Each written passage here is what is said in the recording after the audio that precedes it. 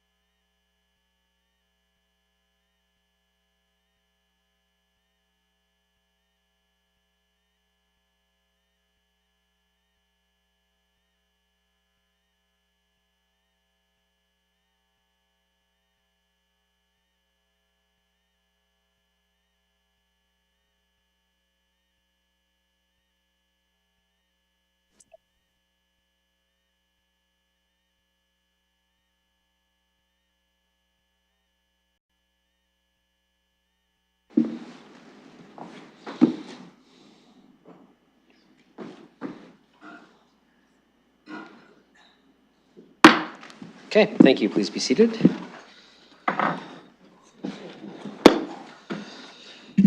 Okay, welcome to the June 2nd meeting of council. This is the 9th meeting of council this session. I'm going to start with land acknowledgement. We acknowledge that we are gathered today on the traditional lands of the Anishinaabe, Haudenosaunee, Lenape-Pewak, and Attawandaron peoples. We honor and respect the history, languages, and culture of the diverse Indigenous people who call this territory home. We acknowledge all of the treaties that are specific to this area. The Two-Row Wampum Belt Treaty of the Haudenosaunee Confederacy Silver Covenant Chain, the Beaver Hunting Grounds of the Haudenosaunee, the Nanfan Treaty of 1701, the McKee Treaty of 1790, the London Township Treaty of 1796, the Huron Tract Treaty of 1827 with the Anishinaabe, and the Dish with One Spoon Covenant Wampum of the Anishinaabe and Haudenosaunee. Three Indigenous nations that are neighbors to London are the Chippewas of the Thames First Nation, Oneida Nation of the Thames, and the Munsee Delaware Nation, who all continue to live as sovereign nations with individual and unique languages, cultures, and customs. I also wanted to add that the City of London is committed to making every effort to provide alternate formats and communication supports for meetings upon request.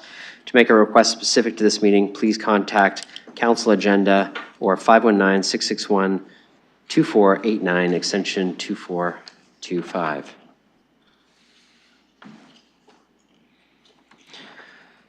And now it's my pleasure to introduce the National Anthem singer. Kristen Renee is a country pop singer-songwriter from right here in London, Ontario. This past March marked the 20th year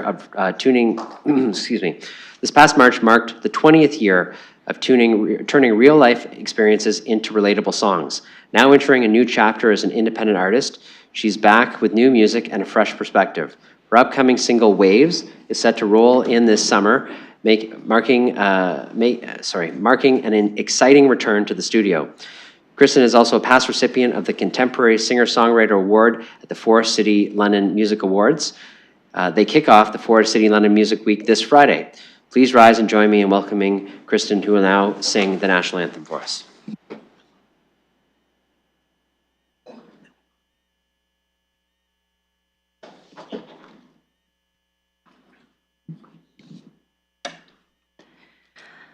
Oh, Canada, our home and native land, true patriot love in all of us command. With glowing hearts we see thee rise, the true north strong and free.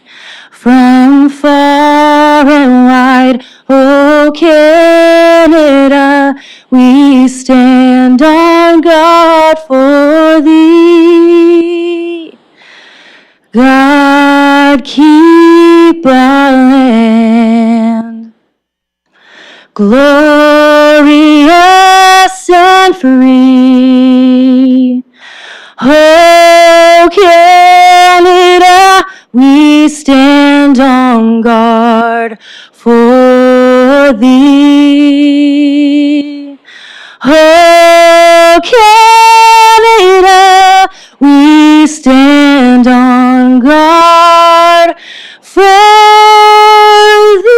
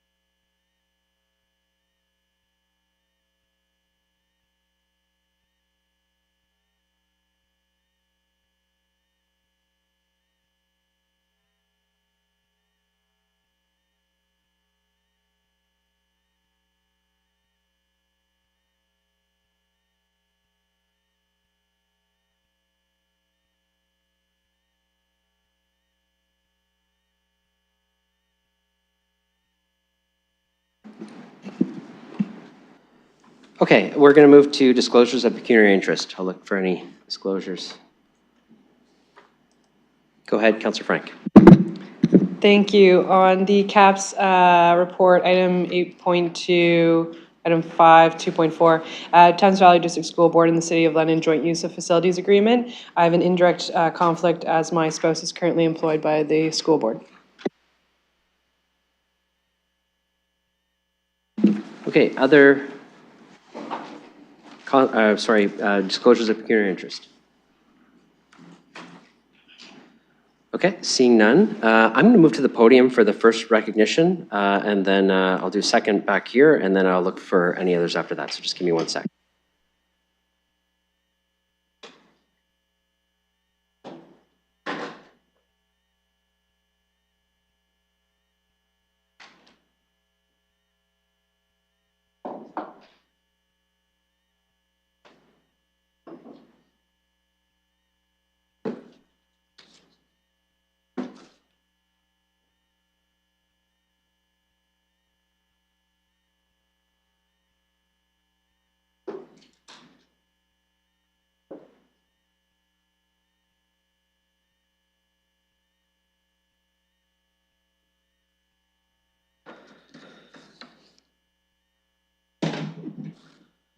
Okay, I'm going to have Jamie Lynn Easter and any loved ones or friends you'd like to bring up with you to come up to the front.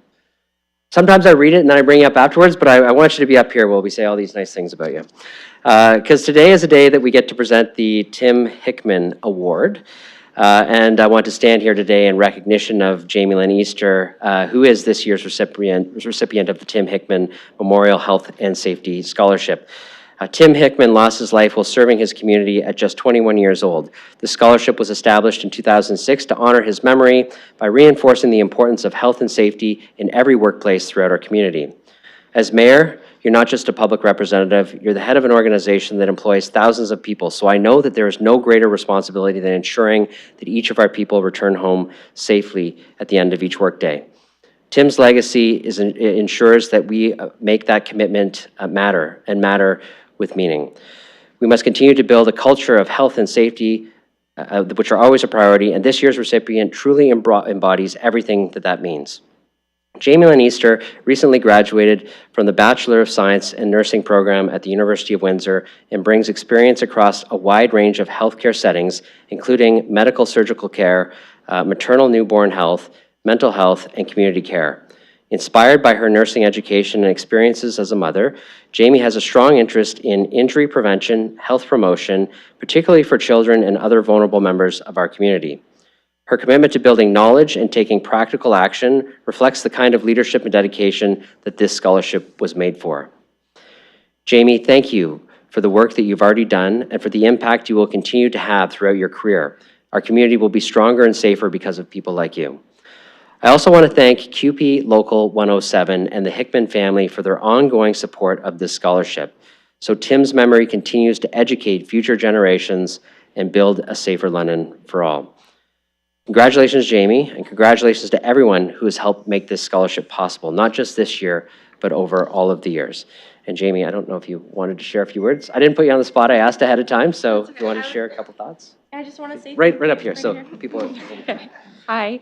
I just want to say thank you guys for choosing me as this year's recipient. I truly enjoyed learning more and more about Tim and developing the Arena Safety Education Program, and I'm excited to see how far we can take this. So thank you. Great. Thank you very much.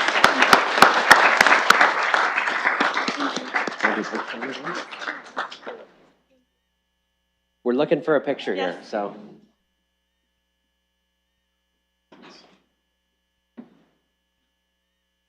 Great. Perfect, thank you. In case you're wondering, she got her check earlier, so we took care of that. It might already be in the bank, so. All right, I'll return to my station here.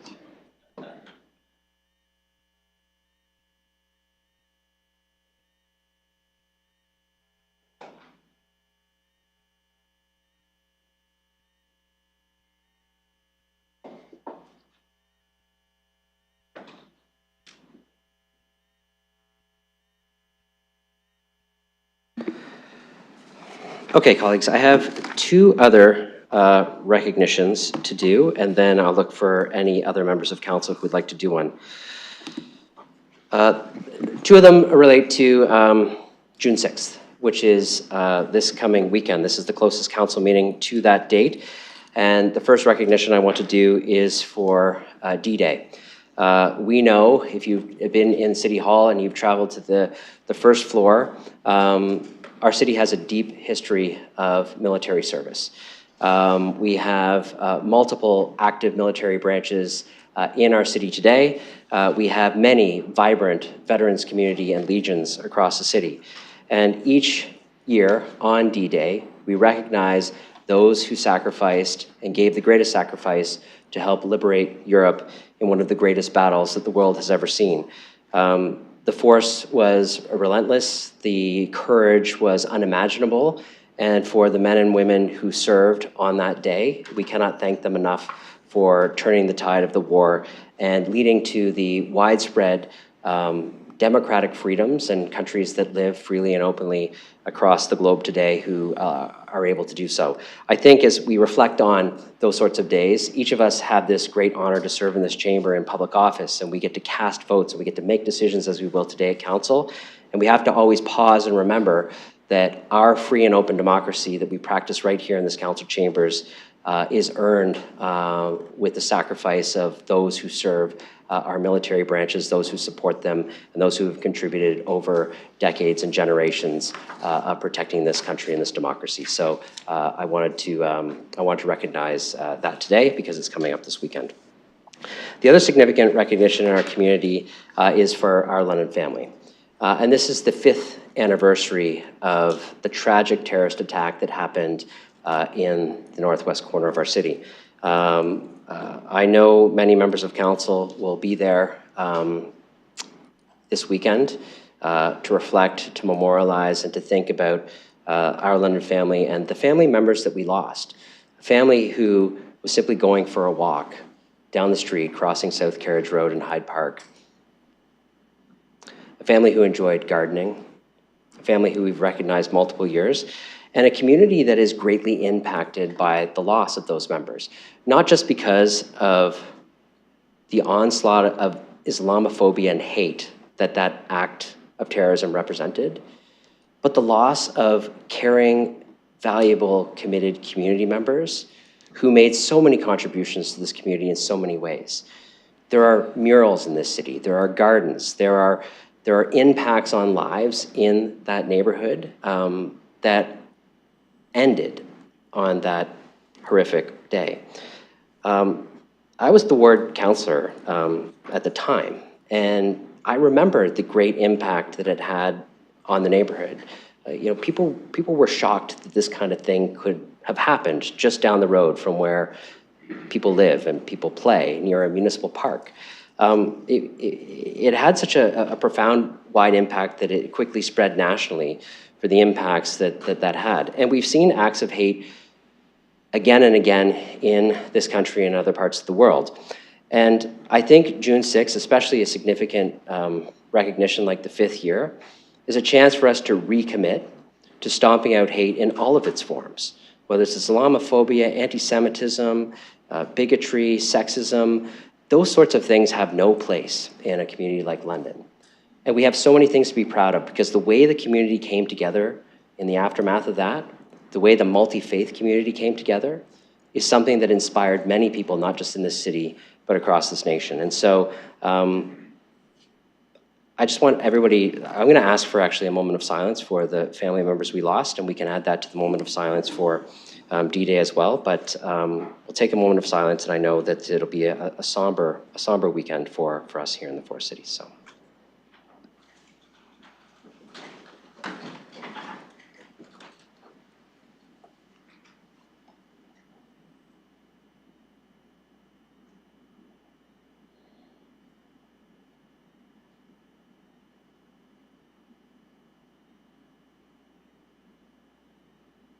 Okay, thank you. Please be seated.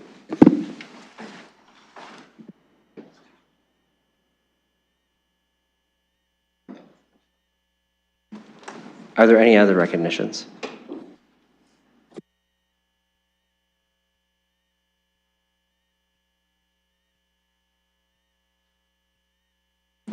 Okay, I just want to recognize a number of colleagues have joined us online as well. We have Councillor Ferreira, Deputy Mayor Lewis, Councillor Pelosa, and Councillor Hillier as well. So they'll be participating remotely today.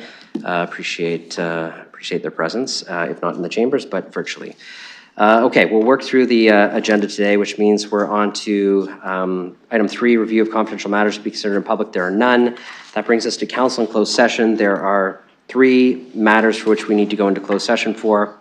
I'll look for a motion to go into closed session from colleagues. Councillor Van Meerbergen, seconded by Councillor Hopkins. Any discussion on closed session? Okay, we'll open that for voting.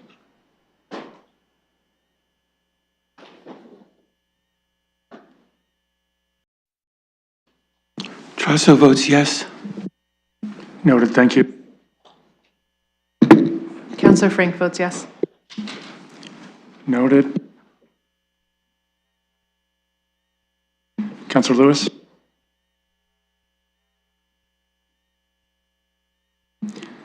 Second call for Councillor Lewis. Working on it for eScribe, but Councillor Lewis will vote yes. Noted, thank you. Closing the vote, motion carries 14-0. Okay, we'll go to Committee Room 5 for those members of the public. We'll return shortly after we're done our in-camera session.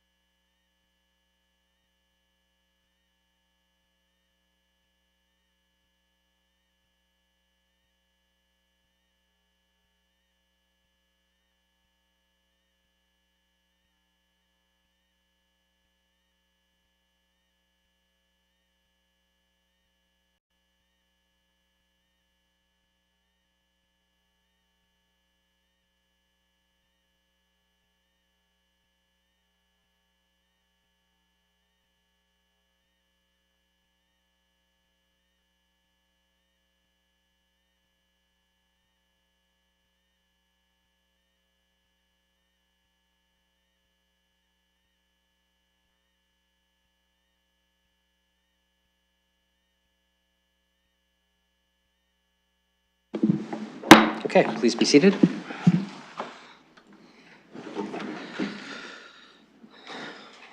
Okay, that concludes our in-camera session. We're on to confirmation and signing of the previous minutes. We have the minutes from the 8th meeting, which was held on May 12th, 2026. I'll look for a mover, Councillor Van Meerbergen, seconded by Councillor McAllister.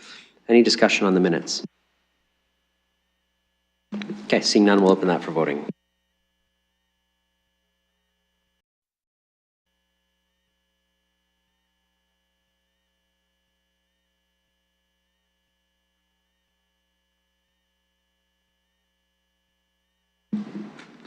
Councillor Lewis, Councillor Trosso. I'm still having problems with eScribe. Councillor Lewis votes yes. Yes, me too. Councillor Trosso votes yes.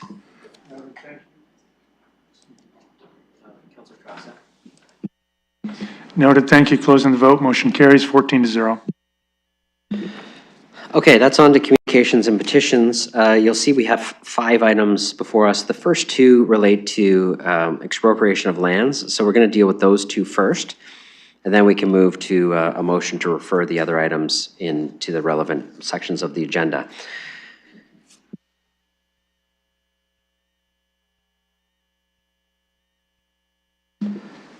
Okay, colleagues, so we're going to go through the expropriation process, which means we'll first consider a motion that council convene as the approving authority pursuant to the provisions of the Expropriations Act RSO 1990 CE 26 as amended for the purpose of considering communication number 2 from the Deputy City Manager, Environment and Infrastructure with respect to the expropriation of lands that may be required for the project known as the Wellington Gateway Project Civil Works Phase 2. So this is the motion. I'm going to look for a mover and a seconder for us to sit and convene as the approving authority. Councillor Cuddy, seconded by Councillor Frank. Okay. We'll open that for voting.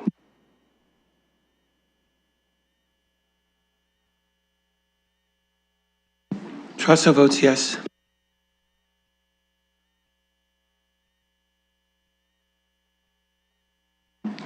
Closing the vote, motion carries 13-1.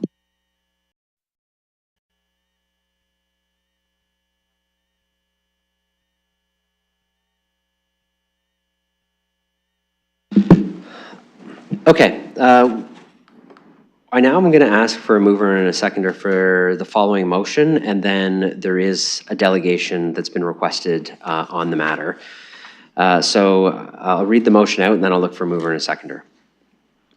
That on the recommendation of the Deputy City Manager, Environment and Infrastructure, with the concurrence of the Director of Construction and Infrastructure Services, on the advice of the Director of Realty Services with respect to the expropriation of lands that may be required for the project known as Wellington Gateway Project, the following actions be taken.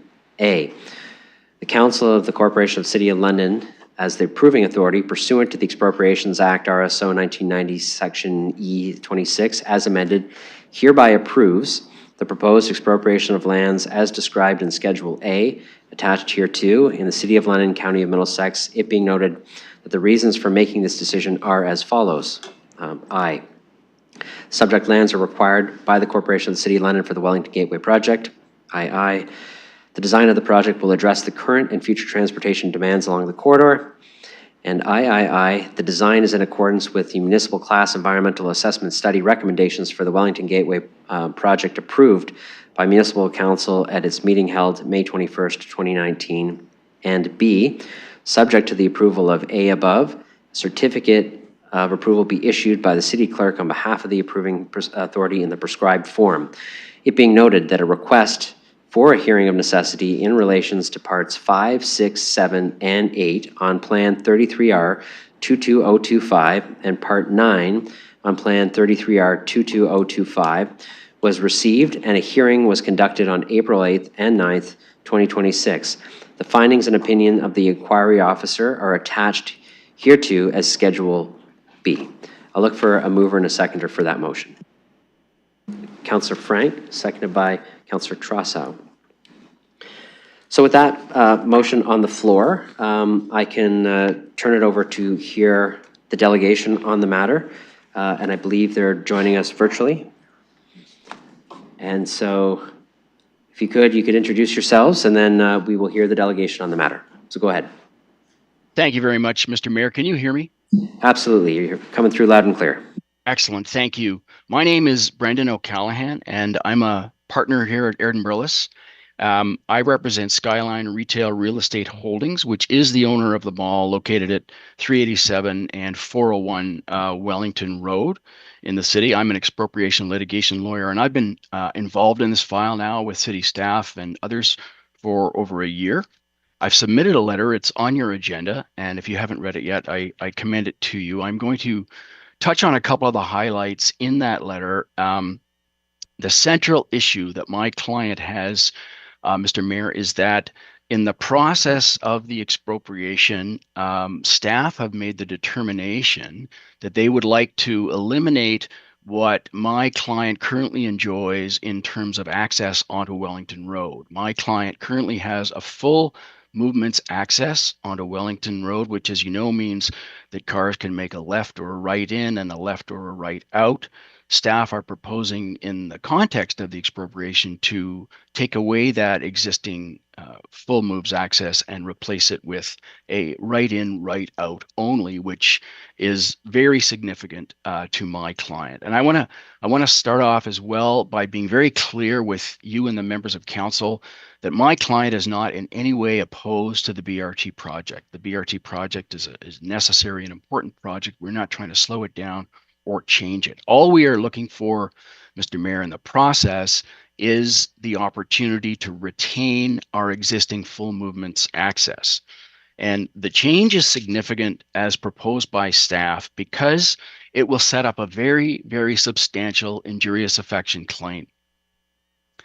The Expropriations Act allows a number of different types of damages to be sought against the expropriating authority, in this case, the City of London. And in this circumstance, the injurious affection claim is very dramatic. What injurious affection means is not the market value of the lands that are expropriated, which in this circumstance are not that extensive, but the loss to the remaining lands that are of the mall that are not expropriated is dramatic. My client has retained both an appraiser and a transportation consultant to estimate that amount. The amount has been identified in the letter as being a minimum of $12 million, which is very significant. And the way that we have calculated that is that the loss of access will discourage customers, tenants, and their patrons from coming to and from the mall. Mall patrons have choices, and if they can't access my client's property, they will go to a different mall. They will find a different source, and that will result over the long term of a loss of tenants. It will result in a lower tier of tenants. It will result in longer vacancy periods of tenancies. It will result in lower percentage rents, and those ultimately add up to something in excess of $12 million, which is what we would have to claim for if the city is going to pursue the elimination of the full turning movements expropriation.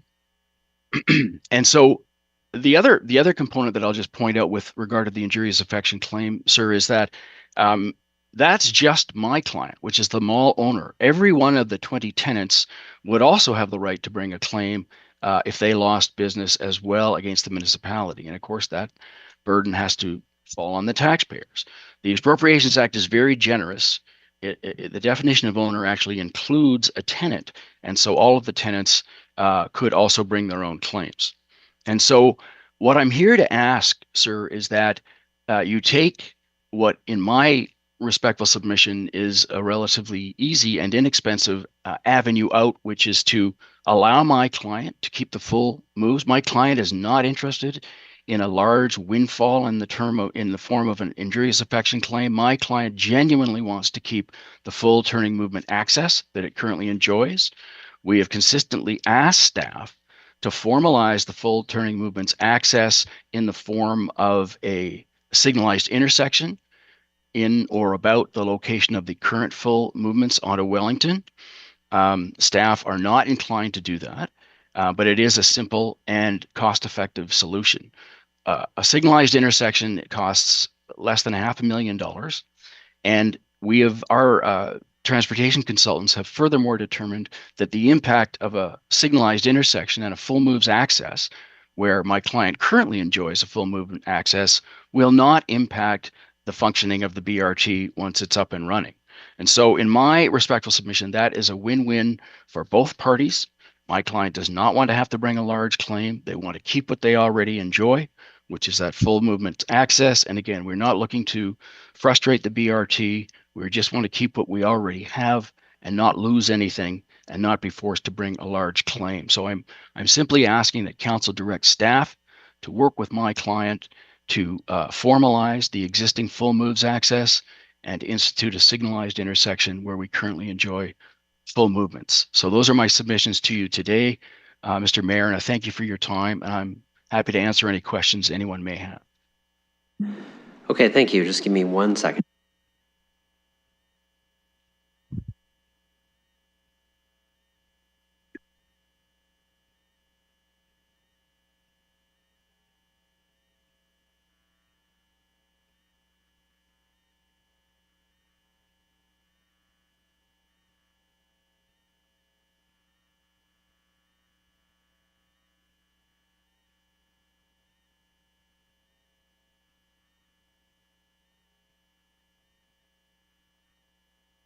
Okay, I'll see if there's any questions or debate from any members of council.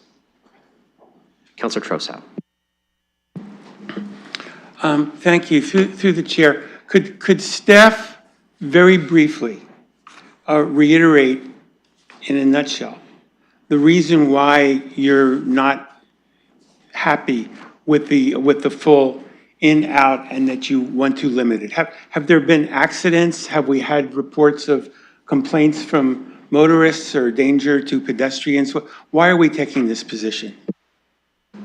So before we do that, I want to go to the solicitor because I understand the councillor wants to ask questions about signalized intersection. We're sitting as the approving authority on whether or not under municipal purpose to expropriate a property.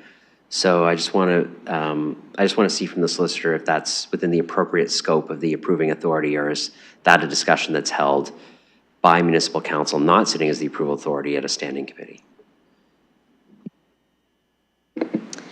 Thank you, and through the chair, I think the approval authority could ask some general questions about the reasoning if it assists in making the decision. Perfect. I just like to double check first to make sure everything's good. So Councillor Trosau's got the question. I'll go to our staff for the answer. Go ahead, Ms. Dan. Thank you, and through the chair, we agree that the Skyline Plaza is an important retail destination in the city.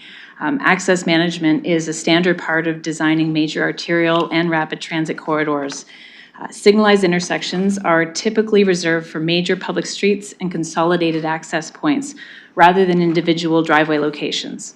And this approach for rapid transit and for large arterial corridors is not unique to London, and especially used on rapid transit corridors across Ontario and Canadian cities. The key considerations for corridor function, safety, and transit reliability. These factors guide where full movement access can and cannot be accommodated. In this case, the property will be continued to be served with protected turning movements to access the property at the signalized intersections at both Baseline and Commissioners Road. Over time, users will adjust to new traffic patterns when there's clear signalized access options available. So I can answer any further more detailed questions if needed. Councillor Trosau. Yes, well, I thank you through the chair. I think that's a very reasonable response, and it doesn't sound to me as if anything unusual is happening here. I would be more comfortable if I had a little bit more information about the dangers and perils that are being presented with the full turn, and I'm sure that must have informed the staff's decision on this. If you're not comfortable giving that, that's fine. But basically, we're being threatened with, I think it's fair to say, we're being threatened with litigation if we don't back down from something that, in the opinion of our staff, is a standard safety feature. And I'm just wondering if there's anything else that could be put on the record to make us councillors feel more comfortable that we're making the right decision here. I can go back to our engineering staff if they have anything to add based on the councillor's comments. Yes, and through the chair, so the concept of a signalized full movement intersection at this location was considered both during our TPAP environmental assessment and reviewed again through detailed design, including in response to requests received from Skyline and its representatives. At each stage of the review, the conclusion remained consistent that a signalized intersection at this location was not supported. Some of the key reasoning behind that, one of them is signalized spacing. So the proposed location would result in a signal spacing of approximately 200 meters between the intersections of Commissioners and with Baseline. Our access management guidelines and spacing guidelines for a divided arterial roadway call for a desired spacing of 800 meters and a minimum spacing of 400 meters. So this would create signal spacing well below that. Secondly, a mid-block traffic signal wouldn't operate in isolation. So at this location, it would be necessary to operate this as almost a 3-signal system between Commissioners and Baseline. And so essentially adding a third signal doesn't create capacity. It actually divides the available green time amongst the movements, and it reduces the efficiency of the entire corridor. It also reduces the efficiency and the effectiveness of transit signal priority, which is necessary to support rapid transit along this corridor. And then lastly, pedestrians are best served by using the existing signalized intersections at Commissioners and Baseline. Those will include pedestrian-focused design features like refuge islands in the center, staged crossings. Adding a new mid-block signal in this location would actually require additional pedestrian crossing time without those features and further reduce the signal efficiency of the entire corridor. So these are just some of the main reasons why, when we reviewed this situation in each of the design stages, we looked to protect our access points, consolidate them, and at this point, we will look to prioritize the broader objectives of safety, traffic operations, and transit reliability. Councillor Trossau. Thank you. That answers my question. I have one final question, and I'm going to frame it very, very carefully because I don't want to be asked to go back into another closed session. So I'm going to keep this very general. Should we agree to allow the full turning, and there be accidents? Accidents is probably the wrong word, but there be incidents where people are injured or killed. I would imagine there would be litigation against the city. And I'm not going to ask what the likelihood of that success would be because I don't want to go back into a closed session. But I guess my question is, would the mall be willing to underwrite sort of the defense and payment of any such claims? So the city would be held harmless, and that risk would be absorbed by the internal mall. Councillor, I just need to know who you're asking what question to, because you made some comments and you asked a question. If you could clearly let me know who you're asking what. I don't think our staff can answer that. So if it would not be out of order, I guess what I'm asking in legal terms is the mall prepared to indemnify the city for liability and costs resulting from their preferred course of action? So I'm assuming that question is to me, Mr. Mayor, and I'm happy to respond to that if that's acceptable to you. Sure. Mr. Yes. Chair? Yeah. No, I'm happy to have you respond to that. And as part of this process, you can be asked questions, and so I'll take that as a question from the councillor to you, and your willingness to respond. I'll let you respond. I'll just let you know, Mr. O'Callaghan, as part of the process too, I'm not going to allow you to jump in preemptively. We'll let you be asked questions, but I will give you an opportunity at the end to provide a summary or context for anything that was said or discussed before we have our vote. So I just wanted to let you know that that will be an opportunity afforded to you in addition to any questions you're asked. So go ahead. Thank you, Mr. Mayor. So I will respond to Councillor Tussaud's question. Just to be very clear, my client currently enjoys the full turning movements, and so that is a right that they have today. it is the city that is proposing to take something away. So my client can't possibly be asked to indemnify the city for something that the city is proposing to do to my client, with all due respect. And the other point I'd like to make, Mr. Mayor, that I'm not here threatening, as the councillor has suggested. On the contrary, my client has every right to be fully compensated pursuant to the terms of the Expropriations Act, whether it be by money or otherwise. But I've already been very clear that my client is not looking for financial compensation. On the contrary, my client just wants to keep what it already has. And I've heard what the city staff have said, and I respect the city staff's opinion. Our own traffic analysis, however, has been that the impact of maintaining a full turning movements through a signalized intersection where the full turns movements it currently exists would not negatively impact the timing of the BRT. And I understand that it's close to a different signal, but that is not uncommon in urban centers. So those are my responses, Mr. Mayor, and thank you for the opportunity. Yeah, Thank you, Councillor Trostow. Go ahead. With that, Mayor, my questions have been answered to my satisfaction. Thank you to the staff for very, very clear and I think persuasive evidence. I don't think there's a right, as rights go, to engage in unsafe turning practices, and I think it's the obligation of the staff and the city to try to ameliorate those. So I would applaud you for your work, and I'm not going to disturb this decision. Any other comments or questions? Councillor Hopkins? Yes, through you to staff, I just want to confirm the access that is being proposed to this development. Are the 3 accesses still going to be in place? 2 off Wellington and 1 off of Commissioner? I just would like to have a better understanding. I did hear you say as well that it's going to be a right in and right out, but just wanted to have a better understanding what will be proposed. Go ahead. Yes, and through the chair. So in terms of the existing accesses, there's currently a full access on Commissioners Road for this property. That is remaining a full access. However, the standard design element of a rapid transit corridor is the center median. And so that, by installing that, essentially takes what is now an unsignalized full movement on Wellington and creates it as a now rights in, rights out restricted access. However, there are offsets that are coming through the rapid transit design. So one of the elements that we have is at both Baseline and Commissioners, where both those locations and intersections are served by a full rapid transit shelter and like transit service. Also, as part of that design, there is a protected left turn U-turn movement that will be happening in those locations.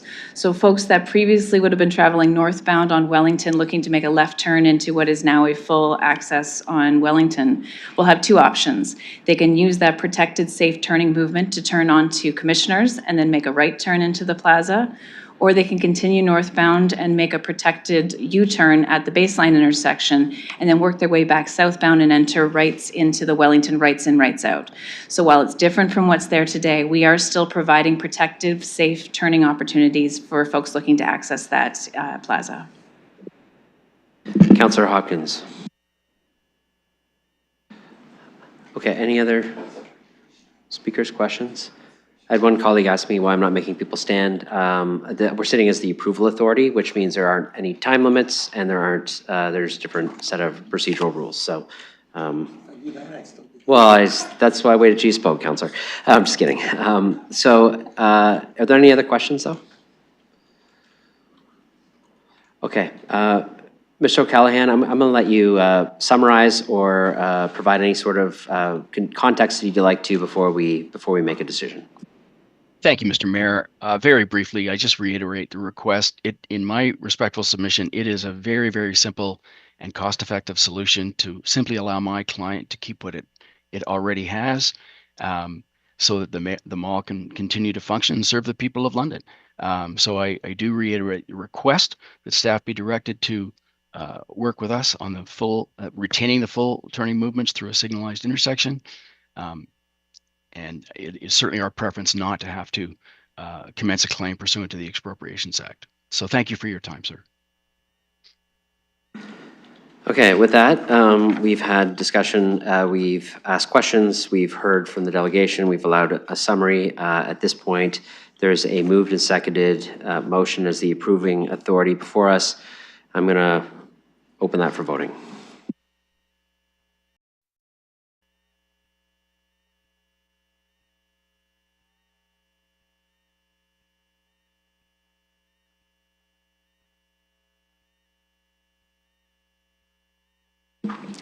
Closing the vote, motion carries 13-1.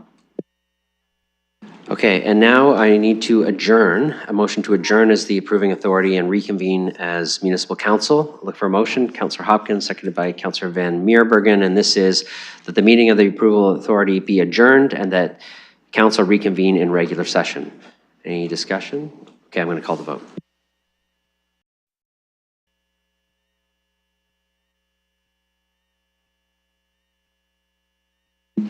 Closing the vote, motion carries 14-0. Okay, and now sitting as municipal council, I'm going to look for a mover and a seconder of the following recommendation, which has been made to us from the expropriation authority or approving authority, that on the recommendation of the Deputy City Manager, Environment and Infrastructure, with the concurrence of the Director of Construction and Infrastructure Services, on the advice of the Director of Realty Services with respect to the expropriation of lands that may be required to the project known as the Wellington Gateway Project, the following actions be taken. A, the proposed bylaw attached as Appendix A, being a bylaw to expropriate lands in the City of London and the County of Middlesex, the Wellington Gateway Project, be introduced at Municipal Council meeting to be held on June 2nd, 2026. B, the Civic Administration be directed to take all necessary steps to prepare a plan or plans showing expropriated lands and to register such plans or plans in the appropriate registry or land titles offices pursuant to the Expropriations Act, RSO 1990 CE 26, within 3 months of the approving authority granting approval and said expropriation. C, that the mayor and clerk be authorized to sign on behalf of the expropriating authority the plan or plans signed by an Ontario land surveyor showing the expropriated lands, and D, the mayor and clerk be authorized and directed to execute and serve notices of expropriation required by the Expropriations Act, RSO 1990 CE 26, and such notices of possession that may be required to obtain possession of the expropriated lands. Oh, sorry, D is just the city clerk. C was the mayor and city clerk. I don't have to do D. So D is just the city clerk. Sorry, I misread that. Okay, and that's the full extent of the motion. I'll look for a mover and a seconder from council on that matter. I see Councillor Trosa, seconded by Councillor Cuddy. Any discussion on the motion before us?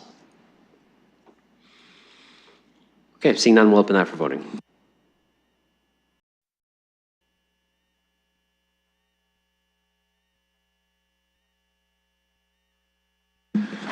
Closing the vote, motion carries 13-1.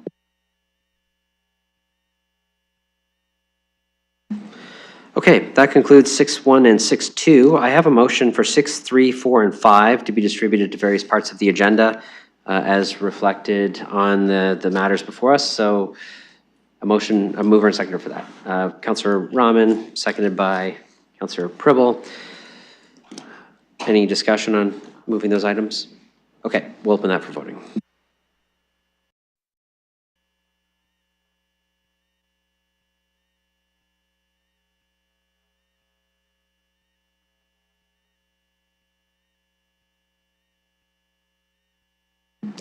Closing the vote, motion carries 14-0. Okay, that concludes 6. On to 7, motions of which notice is given, there are none. On to reports. 8.1 is the 8th report of the Planning and Environment Committee. And we have 6 items before us. I'll turn it over to the chair to present the committee report. Thank you, Mayor. I'm pleased to put the 8th report of the Planning and Environment Committee on the floor. I've been asked to pull item number 5. Okay, we'll deal with 5 separate. Anything else separate from colleagues, aside from 5? Okay, seeing none, I'll go back to you, Chair, for a motion. Thank you. So I will move items 1 through 4 and number 6. Okay, 1 through 4 and 6 are on the floor. Any discussion on those matters?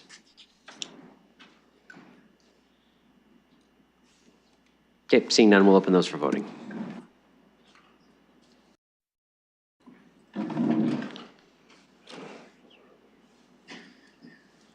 Closing the vote? I'm sorry. Closing the vote, motion carries 14-0. Go ahead, Chair. Thank you. I'll put item number 5 on the floor. Councillor Hopkins requested that be pulled. Okay, item 5 is on the floor. I'll look for any discussion. Councillor Hopkins, would you like to go first? Yeah, okay, go ahead. Yeah, thank you, Your Worship, for allowing me to speak to this.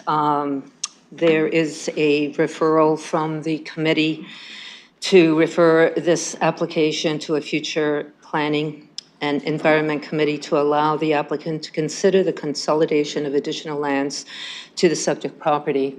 I'm going to be asking council not to support the referral, and if it is supported, I will be putting on staff's recommendation, which is to refuse it.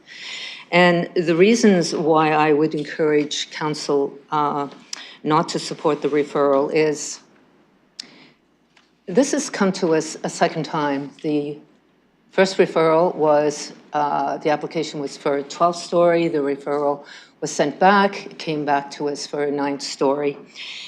And now it's being referred back. And I would like to say that this is a substantial change to this application.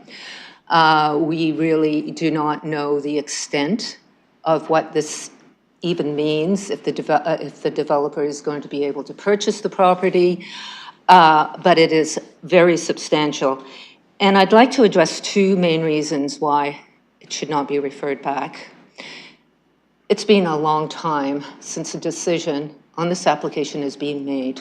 We open ourselves to, as a corporation, being vulnerable for a non-decision. I understand that probably won't happen, but the reality is we have a responsibility to make sure that we make decisions in a timely manner. Second reason I would like to share with you is that if this is referred, and given it's a substantial change in the application, there will be costs borne, not by the applicant, if it's referred back, but by the taxpayer. And I reached out to staff to get some numbers, and without taking into account staff's time and the consideration of many studies to be made with this application, the mailing list, because it's going to be revised, it's going to go to a greater area of the community, sign removal, sign production and installations. Again, this is a referral, not a new application. It's going to be borne by the taxpayer. I would encourage the applicant to withdraw this application and put forward a new application where the fees for a new application would be covered by the developer. So again, I did share some responses from residents that were at the public participation meeting with council members. I hope you took into consideration that each time the community has come to speak to this application, referrals have been made, they take precedence. The community has not been even able to speak to these applications or to be heard specifically. So with that, I'm asking for your consideration to have this not supported. Okay, any other speakers? Go ahead, Councillor Cuddy. Thank you, Worship, and through you. I was the one who moved the motion for the referral, and the reason I did was because the information that came through from the applicant, Your Worship, was that he'd purchased property adjoining the land that was applied for the development, and without putting words in staff's mouth, I believe that we all agreed that this was actually a new application, Your Worship, that this wasn't the old application that they had applied, but with the new information that had come forward. So it only seemed reasonable at the time to ask for referral because, again, it wasn't the same application that was applied for. Thank you. Okay, any other speakers? Councillor Trossau. Thank you, through the chair. Exactly. It's a different parcel of land. And I think that you can only stretch the purpose of a referral so far.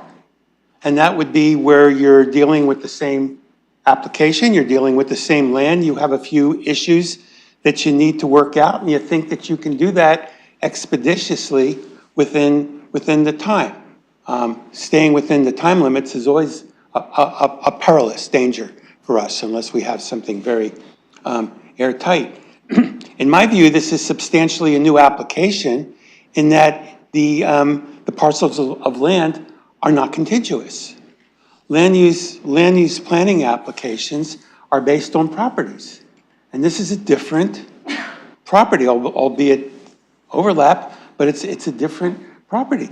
And I think to use the office of a referral would be overcharging it quite a bit. So at this point, I would be very comfortable voting down this application, which will totally remove any risk of a time issue. This, of course, is without prejudice to the owner coming back for a new application, which includes different lands, and we'll take it from there. I'm often in favor of doing referrals so long as they can be done without a time factor risk. But I think in this case, it's too remote in light of the fact that it would be a really substantially different and new application. So I can't support referring this. I want to let the residents of the community and the broader public know where this stands, and I think it would be a fiction to think that we could come to some type of agreement through the process of a referral. So I'll just be voting no, as Councillor Hopkins suggested. Thank you very much. Deputy Mayor Lewis. Thank you, Worship. I will be supporting the referral. I respectfully need to say that twice now, community members have had an opportunity to speak to the applications, contrary to what Councillor Hopkins indicated. There have been 2 PPMs posted at Planning and Environment Committee on both the initial and at the last Planning and Environment Committee on the revised application. So it is not accurate to say that the community has not had a chance to speak to the applications. They have, both through PPM and through written correspondence. I agree with Councillor Trussow that timing is something that's always a bit perilous for us when we decide to refer without the applicant in agreement. In this case, the applicant has actually asked for the referral. So there's not, to my mind, any danger of an appeal for non-decision. It doesn't exactly put them on strong footing going to the OLT and saying the city didn't make a decision when they asked for the deferral themselves. And finally, to the point that Councillor Trussow made, the land actually is contiguous. The new land that is being acquired abuts the existing property. So it is contiguous. And often when these things happen, as we've seen in other planning applications, what happens is while you have 2 separate addresses, when the application for a ZBA comes in, once zoning is approved, they get merged on title because it's under single ownership. And so the not contiguous argument is one that I don't accept, nor do I accept that the public hasn't had an opportunity to speak. I do agree that there's some changes here by adding more land to the area that's proposed to be developed, but I think we would be doing the public disservice to defeat this today and say nothing's happening here, because something is going to be developed there. And I think saying that this will give the community peace of mind knowing that this isn't happening, it's actually false. It sets up a false expectation in my view, because something is going to be developed. It's a question of what is appropriate in size and in density and use between residential and commercial there. But nothing is not going to be the outcome either way. So I think if we just allow this to play itself out through the referral process, we will see a revised application come forward with the new lands added, assuming the property is acquired in that manner. And we'll see when that comes forward, whether that's acceptable or not. Any other speakers? Go ahead, Councillor Rahman. Thank you, and through you. So first, I'll start by saying, yes, I agree with Deputy Mayor Lewis, something will be built there. But that doesn't mean that referral is a necessary next step to do so. A new application can come forward to do exactly that. One of the challenges I feel with the referral that's on the floor is that it creates more precedent-setting opportunities where now we're not fully able to go through what would be our normal process to go through an application. Now we're treating applications as add-ons, negotiations, and waiting for sales to happen in order for that to go on. It makes the process harder for the public to understand.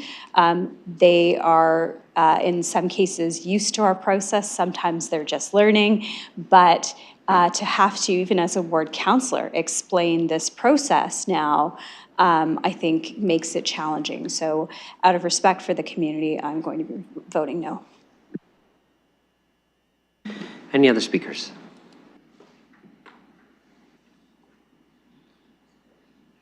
Okay, we're going to open this for voting. This is the committee's recommendation that we're voting on.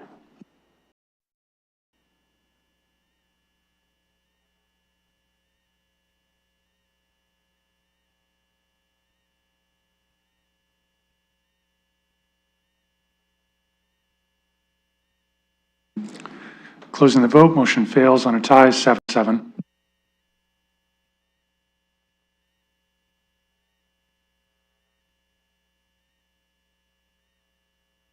Councillor Hopkins, I'd like to put the staff's recommendation on the floor, which is to refuse the application, and I'd like to, if I can speak to the reasons why I'm supporting it. Yeah, so I just need to get a seconder, which I'm sure there won't be a problem with. Councillor Rahman's willing to second. Okay, go ahead. Yeah, first of all, thank you to council for understanding the situation and the changes that have been going on with this application. The community spoke basically on a number of issues of intensification, the way it fits into the community. My concerns were basically this is on a neighborhood connector street. The 9 stories is 3 times what is allowed on West Elborn. So I would ask that council support staff's refusal. Other speakers to the motion on the floor?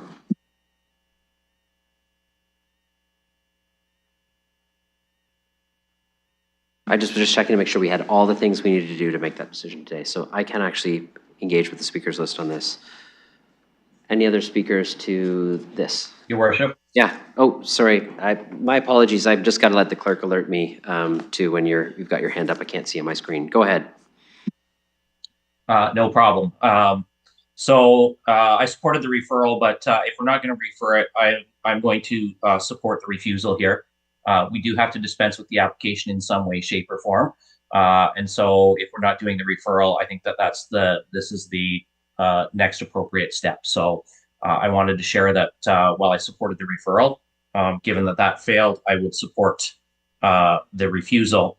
I will caution, however, because I heard Councillor Hopkins say it's a neighborhood connector and it's only allowed 3 stories. The zoning only allows 3 stories on it currently. The neighborhood connector classification of street actually does allow for higher stories.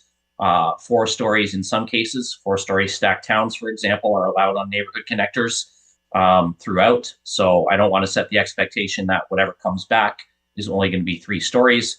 And depending on merging on title of multiple properties, that could change the zoning classification as well if they have intersection access. So I just want to caution that 3 stories is not necessarily going to be the limit.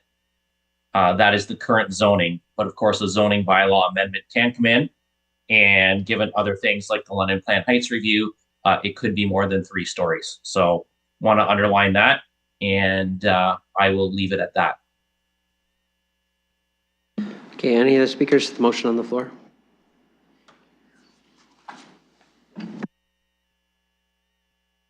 Okay, it's up in eScribe if you need to read it. We're going to open that for voting.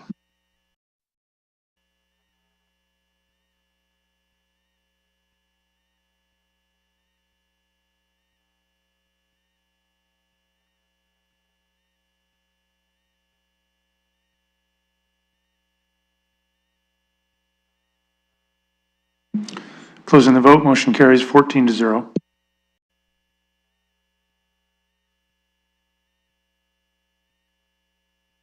Go ahead, Chair. Thank you, Mayor. That concludes the 8th report. Planning Environment Committee.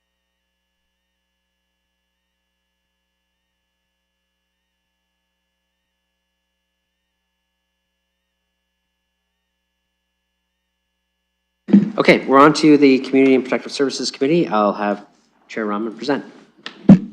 Thank you, and through you, this is the 8th report of the Community and Protective Services Committee. I've been asked to deal with item 5 separately. Otherwise, I have all items to put on the floor.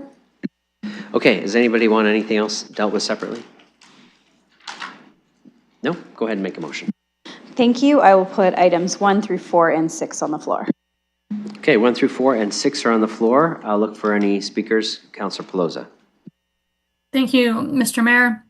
And through you to staff, Ms. Pfeffer had provided me behind the scenes with a reply, had a conversation at committee in regards to item 3 being 2.2, the protection of animals left unattended in vehicles. Was just verifying with staff if the officer attending would have at their discretion if there was three lives of animals in the vehicle, if it would just be one bylaw infraction, or if they would have the jurisdiction to interpret it as 3 different fines. Just wanted to hear from staff for that information to be shared with all of council prior to the vote. Mr. Mathers. Through your worship, yes, we were able to confirm that they would be up to the officer's discretion, that if there was multiple animals in the vehicle, that there could be multiple offenses related to that situation. Councillor Pelosa. Thank you, Mr. Mayor, and just thank you for staff to have checked with legal to make sure that that was clarified for the public and staff knew what our interpretation was before voting. Thank you. Great. Any other speakers to the items before us? Seeing none, we'll open that for voting.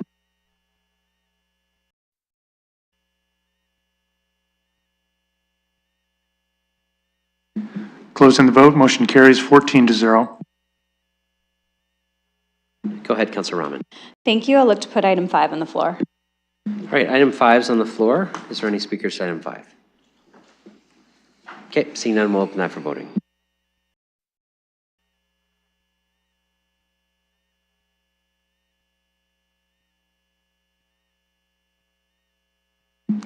Closing the vote, motion carries 13-0 with 1 recusal. Councillor Rahman. That concludes my report. That's great work, and guess what? It's so good that we're on to SPPC, and I believe you're presenting that report too. So you can present the next one. Thank you. I stayed standing. Okay. With that, I'll present the 7th report of SPPC. I'll look to put items 1 through 11, excuse me, 13 and 14 on the floor. I've just been asked by one councillor to pull item 12. Okay, is there any other items people are looking to pull? Okay, so you just mentioned you'd put 1 through 11, 13 and 14 on the floor? Okay, so we'll consider that on the floor. Any discussion on those items? Go ahead, Councillor Pribble.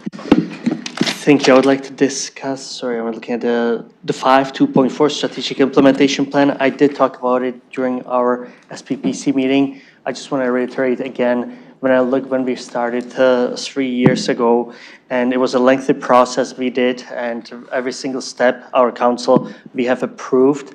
And I have to say the staff, in terms of the progress, in terms of the timelines, in terms of the delivered results, I really think it's been really incredibly positive. I do think that there's always room for improvement. The dashboard that's on the internet is absolutely amazing. I do think, though, that what I would like to, I will discuss this with our legal department and with our finance as well. I'm really struggling with both our council and ABC's to have financials and strategic plans, which are for 99% of corporations worldwide, two most important documents to be in the consent agenda. So therefore, if no one, I really believe that it should be in under direction. It should be going through the detail. I know we do have a great advantage. 88% of our revenues come from property tax and from higher levels of government. So we don't have to stress as much about the revenues. But on the other hand, we are still very accountable. I do agree that it's on the heavy side. But on the other hand, if I look at London, we do have what we call quite a few silos. And I really think that this could be developed as well with different organizations. Currently, I think there are something like 15, 18 of them, that we can take it further and diminish these silos and work together for the 500,000 of Londoners. So I think that I'm just trying to think if I made all my points. I don't have anything else to add to it. Thank you. All right, thanks, Councilor Pribble. Any other speakers to this grouping of items? Okay, seeing none, we'll open that for voting.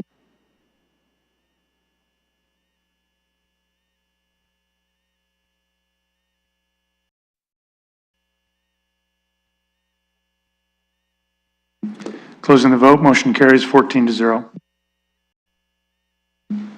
All right, Councilor Rahman. Thank you. I'll look to put item 12, the review of the London Middlesex Community Housing Master Regeneration Plan on the floor. Okay, that's on the floor. I'll look for any speakers. Councilor Trosa. Thank you, and through the chair, I think I went through my objections to this in some great detail at the committee. I'm not going to repeat everything I said. I did have some thoughts of presenting some amendments today, but I think in the interest of keeping our record today as being a very efficient and short meeting, I'm just going to say my comments can wait. My comments about the deficiencies in this plan can wait for the shareholders meeting, and I'll bring them up at that point. So I'm not going to take time getting into procedural wrangling here today. I just want to say, I want to just reiterate, I believe that this plan would have been complete, and it would have been a really good plan if it followed through on the outline that was in it. It missed one of several areas, and I'm not making any comments about the other areas, which I'm not opposing any of those. These are great things that we need to be considering. I just think that we have to, and I'll leave it with this, we have to be paying more attention to the current situation in terms of the condition of the current buildings, particularly as they bear on the living conditions of the tenants and the living conditions of people in the area. So I'll be voting no on this, and I'll be returning to this issue at the shareholders meeting. Thank you very much. Okay, any other speakers?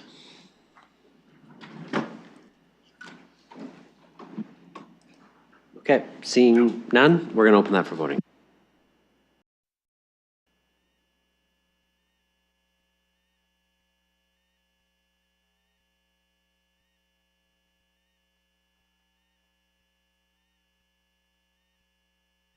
Councilor Hillier.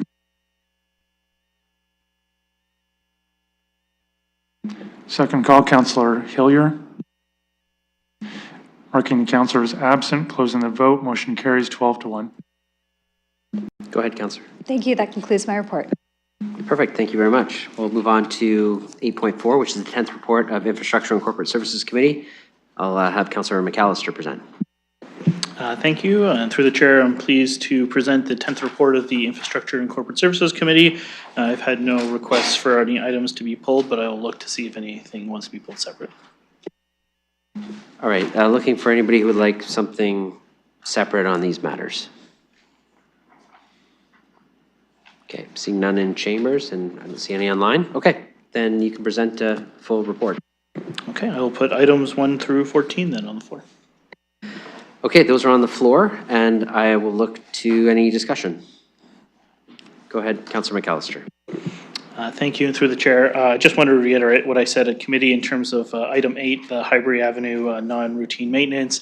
I really do appreciate all the efforts that went into this. I know we rallied all the staff from different departments.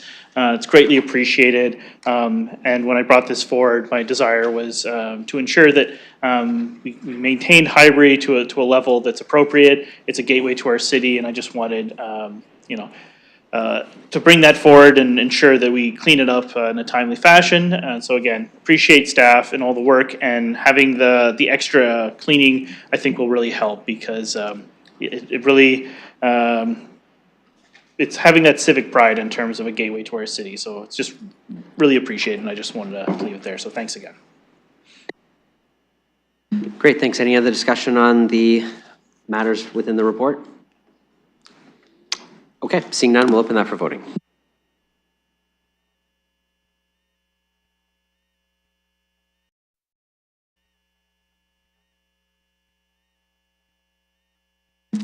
Closing the vote, motion carries 13-0. Okay, we're on to the second report of the audit committee. I know Councillor Pelosi, you're remote, but looks like a one item thing, so I'll flip it over to you to present that. Thank you. Putting the second report of the audit committee on the floor with no request to pull anything. I think it'd be odd if we did. So we'll deal with that just one item report. I assume there's no comments on disclosures of pecuniary interest for the audit committee, so we're just going to open that for voting.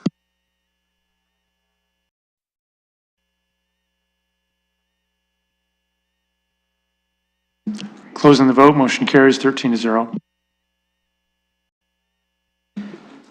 All right, thanks, Councillor Pelosi. Added reports. I will have Councillor McAllister present the added report. Thank you. Pleased to present the 9th report of council in closed session. This is your council in closed session report. Item number 1, acquisition buyback of industrial land from Thompson Food Incorporated, Huron Industrial Park, C1, that on the recommendation of the Deputy City Manager, Finance supports on the advice of the Director of Realty Services with the concurrence of the Director, Municipal Housing and Industrial Development, Housing and Community Growth, with respect to industrial land located in Huron Industrial Park, C1, containing an area of 1 acre being part of Lot 4, Concession 3 being part 11 in Plan 33R-21778 in the geographic Township of London, City of London, County of Middlesex, as outlined on the sketch attached as Appendix C. The following actions be taken.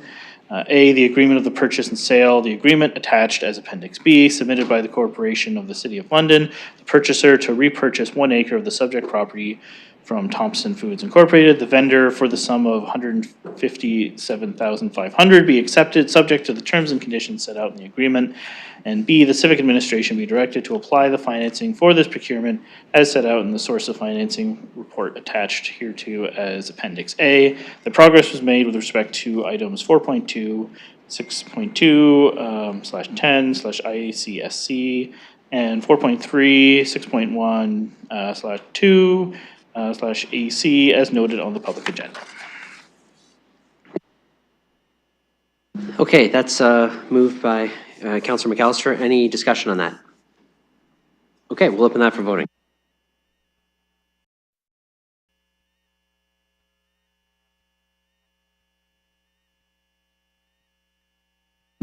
Closing the vote, motion carries 14-0. All right, thanks, Councillor McAllister. We're on to deferred matters. There are none. Inquiries. Any inquiries? Okay, seeing none. Emergent motions, we have none. We're on to bylaws. So we are going to do bylaws in this way. 218 will be first. Councillor Frank, that's the one you declared an interest on. 235 will be second. That's the Wellington Gateway expropriation that that we dealt with before. And then everything else, plus the third reading of Bill 19, which I believe is a drainage bylaw that we have to do third reading of. So we'll do it in 3 separate steps. Is there someone willing to move all of those? Councillor Cuddy, and second all of them, Councillor McAllister. Okay, so we'll start with the item that Councillor Frank declared a pecuniary interest on. We'll open that for first reading.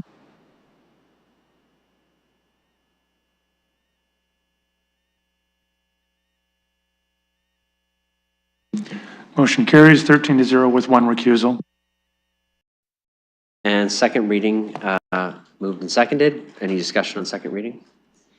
Seeing none, we'll open that for voting.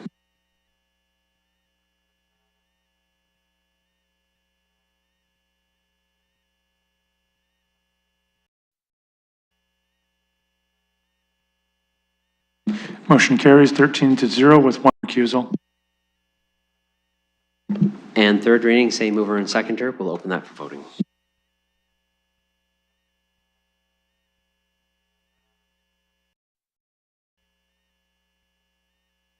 Motion carries 13-0 with one recusal. Okay. Next, we will deal with the Wellington Gateway Expropriation Bylaw. We've got same mover and seconder for this. I'll open first reading for voting.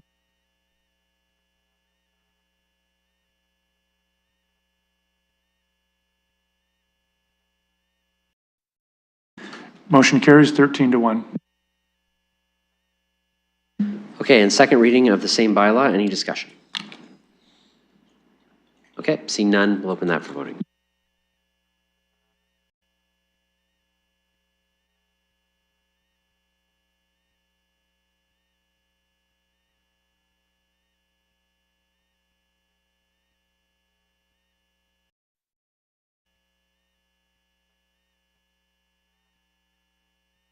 Motion carries 13-1.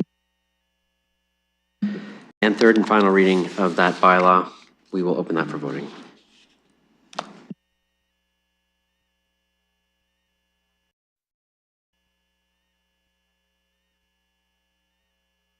Motion carries 13-1. Okay, next will be all the other remaining items plus the added item that Councillor McAllister presented coming out of closed session. That'll be moved and seconded by the same two councillors, and we'll open first reading for voting.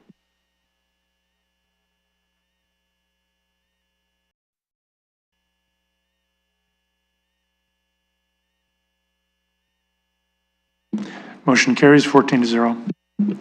And second reading on that set of bylaws. Any discussion?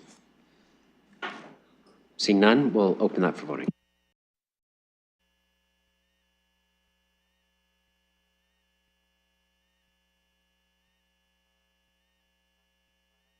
Motion carries 14-0. Third and final reading for that set of bylaws. Oh, and on this one, the third reading of Bill 19, which is a drainage bylaw. So same mover and seconder for all that, plus the third reading of the other bylaw. We'll open this final reading for voting.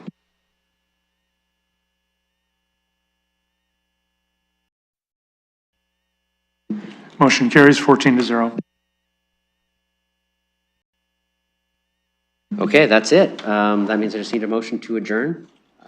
Councillor McAllister, seconded by Councillor Rahman. We can do this by hand. All those in favor of adjournment? Thank you. We're adjourned.